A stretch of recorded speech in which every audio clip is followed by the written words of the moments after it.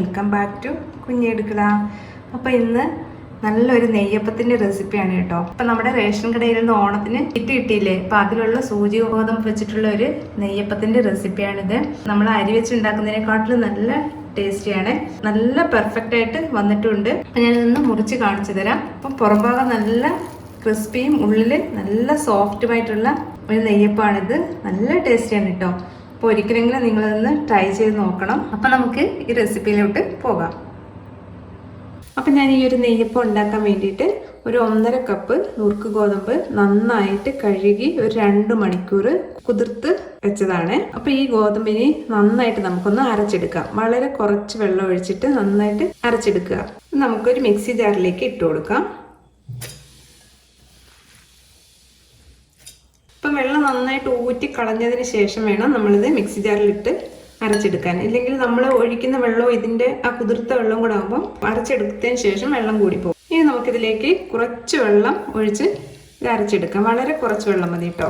ആദ്യം കുറച്ച് വെള്ളം ഒഴിച്ചിട്ട് ഒന്ന് അരച്ച് നോക്കുക. അരയ്ക്കാൻ നല്ല ബുദ്ധിമുട്ടാണെങ്കിൽ ഇനി ഒരു 2 ടേബിൾ സ്പൂൺ വെള്ളം കൂടി ഒഴിച്ചിട്ട് നന്നായിട്ട് ഇത് അരച്ചെടുക്കും. അപ്പം ഞാനിതൊന്ന് അരച്ചെടുത്തിട്ട് വരട്ടെ. അപ്പം ആദ്യം ഞാൻ കുറച്ച് വെള്ളം ഒഴിച്ചിട്ട് ഇതേപോലെ ഒന്ന് അരച്ചെടുത്തിട്ടുണ്ട്. ഇനി നമുക്ക് കുറച്ചുകൂടെ വെള്ളം ഒഴിച്ചിട്ട് നന്നായിട്ട് നല്ല ഫൈനായിട്ട് അരയണം കേട്ടോ. അപ്പം ഇത്തിരി വെള്ളം കൂടി ഒഴിച്ചു കൊടുക്കാം. അപ്പം ഞാനിത് നന്നായിട്ട് അരച്ചെടുത്തിട്ടുണ്ട് കേട്ടോ. തരിയൊന്നും ഇല്ലാതെ നന്നായിട്ട് അരച്ചെടുത്തിട്ടുണ്ട്. ഇത് നമുക്കൊരു ബൗളിലേക്ക് ഒഴിച്ചു കൊടുക്കാം. അപ്പം എന്താ ഈ ഒരു തിക്നെസ്സിനാണ് ഞാൻ അരച്ചെടുത്തിരിക്കുന്നത്. ഇനി നമുക്കിതിലേക്ക് ഒരു 2 ടേബിൾ സ്പൂൺ അരിപ്പൊടി ഇട്ട് കൊടുക്കാം. ഇതിപ്പോൾ ഞാൻ ഇട്ട് കൊടുക്കുന്നത് പത്തിരിപ്പൊടിയാണ് കേട്ടോ ഇട്ട് കൊടുക്കേണ്ടത്. തരിയില്ലാത്ത ഇടിയപ്പത്തിൻ്റെയോ പത്തിരിയുടെ പൊടി ഒരു 2 ടേബിൾ സ്പൂൺ ഇട്ട് കൊടുത്തിട്ടുണ്ട്. ഇനി നമുക്ക് ഒരു 2 ടേബിൾ സ്പൂൺ റവ, ഇപ്പം വറുത്ത റവയോ വറുക്കാത്ത റവയോ ഏതായാലും കുഴപ്പമില്ല. ഇപ്പം റവയും 2 ടേബിൾ സ്പൂൺ ഇട്ട് കൊടുത്തിട്ടുണ്ട്. ഇനി ഇത് നമുക്കൊന്ന് മിക്സ് ചെയ്യാം. കട്ടയൊന്നുമില്ലാതെ നന്നായിട്ട് മിക്സ് ചെയ്തെടുക്കണം. അപ്പം ഇനി നമുക്ക് ചേർത്ത് കൊടുക്കാൻ പോകുന്നത് ശർക്കര ഉരുക്കിയതാണ്. അപ്പം ശർക്കര ഉരുക്കിയിട്ട് ആ ചൂടോടുകൂടി തന്നെ ഇതിലേക്ക് ഒഴിച്ചു കൊടുക്കുക. അപ്പം നിങ്ങളുടെ മധുരത്തിന് ആവശ്യത്തിനുള്ള ശർക്കര പാനി ചേർത്ത് കൊടുക്കുക. ഇതിപ്പോൾ ഞാൻ 4 അച്ച് ശർക്കര ഒരു 1/2 ഗ്ലാസ് വെള്ളത്തിൽ ഉരുക്കിയതാണ്. നന്നായിട്ട് മിക്സ് ചെയ്തെടുക്കുക. ഒരുപാട് വെള്ളം ഒഴിച്ചിട്ട് ശർക്കര ഉരുക്കിയെടുക്കരുത്, കുറച്ച് വെള്ളത്തിൽ ഉരുക്കിയെടുക്കുക. അപ്പം നമ്മളിതിലേക്ക് ശർക്കരപ്പാനി ചേർത്ത് കൊടുക്കുമ്പോൾ മാവ് ലൂസായി പോകും. അപ്പോൾ മാവ് നിങ്ങൾക്ക് ലൂസായിട്ട് തോന്നുകയാണെങ്കിൽ 1 സ്പൂൺ അരിപ്പൊടിയും 1 സ്പൂൺ റവയും കൂടെ ഒന്ന് ചേർത്ത് കൊടുത്താൽ മതിയാകും. അപ്പം നമുക്കൊരു ദോശമാവിൻ്റെ പാകത്തിലുള്ള ഒരു ബാറ്ററാണ് വേണ്ടുന്നത്. അപ്പം നമ്മളുടെ മാവ് റെഡി ആയിട്ടുണ്ട്. ഇതാ ഈ ഒരു പാകം മതിയാകും, ദോശമാവിൻ്റെ ഒക്കെ ഒരു പാകം. അപ്പം ഇതിവിടെ ഇരിക്കട്ടെ. ഇനി നമുക്ക് കുറച്ച് തേങ്ങാക്കൊത്ത് നെയ്യിൽ വറുത്ത് ഇതിലേക്കൊന്ന് ഇട്ട് കൊടുക്കണം. അപ്പം അതിന് വേണ്ടിയിട്ട് ഇതൊന്ന് വറുത്തെടുക്കാം. അപ്പം നമുക്ക് ഈ ചീനച്ചട്ടിയിലേക്ക് 1 ടീസ്പൂൺ നെയ്യ് ഇട്ട് കൊടുക്കാം. ഈ തേങ്ങാക്കൊത്ത് നന്നായിട്ട് നമുക്കൊന്ന് വറുത്തെടുക്കാം.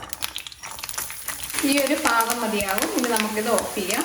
ഇനി നമുക്കിത് നെയ്യോടുകൂടി തന്നെ ഇതിലേക്ക് ഒഴിച്ചു കൊടുക്കാം. മിക്സ് ചെയ്ത് കൊടുക്കാം. ഇനി നമുക്കിതിലേക്ക് കുറച്ച് ഏലക്കാപ്പൊടി ഒന്ന് ഇട്ട് കൊടുക്കാം. ഇപ്പം ഞാൻ കുറച്ച് പഞ്ചസാര കൂട്ടിയിട്ട് പൊടിച്ചതാണിത് കേട്ടോ, ഏലക്ക. ഒരു 4 ഏലക്ക ഒന്ന് പൊടിച്ചിട്ട് കൊടുത്താൽ മതി.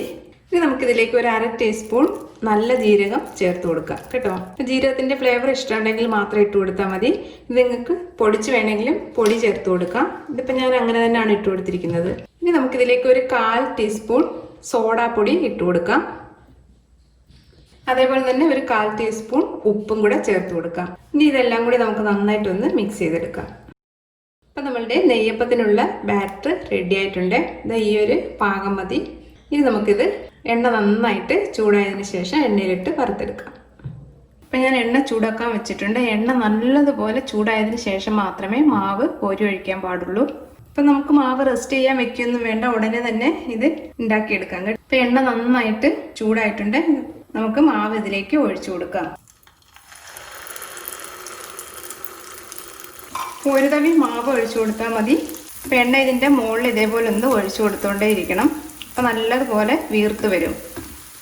അപ്പം കണ്ടോ, ഇതേപോലെ വീർത്ത് വരും.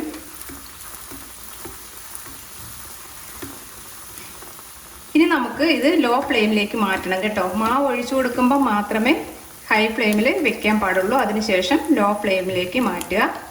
ഇനി നമുക്കിതൊന്ന് മറിച്ചിട്ട് കൊടുക്കാം. അപ്പോൾ ലോ ഫ്ലെയിമിൽ ഇട്ട് വേണം നമുക്കിത് ഫ്രൈ ചെയ്തെടുക്കാൻ കേട്ടോ.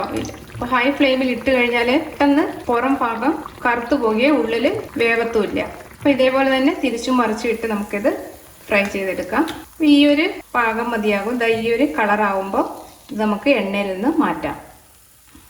ഇതേപോലെ തന്നെ ബാക്കിയുള്ളത് നമുക്കൊന്ന് വറുത്തെടുക്കാം.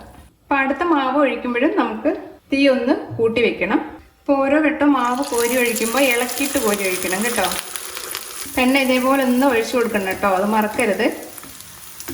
അപ്പോൾ ഇതിന് ശേഷം ഒരു മീഡിയം ഫ്ലെയിമിലേക്ക് മാറ്റുക. ഇത് നമുക്ക് മറിച്ചിടാം. ഇപ്പം മാവ് നിങ്ങൾക്ക് ശർക്കരപ്പാനി ഒഴിച്ചതിന് ശേഷം ഒന്ന് ലൂസായിട്ട് തോന്നുകയാണെങ്കിൽ അപ്പം ആ മാവിൻ്റെ ലൂസിനനുസരിച്ച് 1 ടേബിൾ സ്പൂൺ അരിപ്പൊടിയോ റവയോ ചേർത്ത് കൊടുത്താൽ മതി കേട്ടോ. പിന്നെ റവയൊക്കെ ആയതുകൊണ്ട് പെട്ടെന്ന് തന്നെ മാവ് ഒന്ന് തിക്കാവുകയും ചെയ്യും. അപ്പോൾ ഉൾവശം നന്നായിട്ട് വേവണം കേട്ടോ. അപ്പോൾ അതിനനുസരിച്ച് ഫ്ലെയിം മാറ്റി മാറ്റി വെച്ചിട്ട് ഇത് ഫ്രൈ ചെയ്തെടുക്കണം. അപ്പോൾ നിങ്ങൾക്ക് അറിയാമല്ലോ ഫ്രൈ ആയി വരുന്ന ആ ഒരു ടൈം.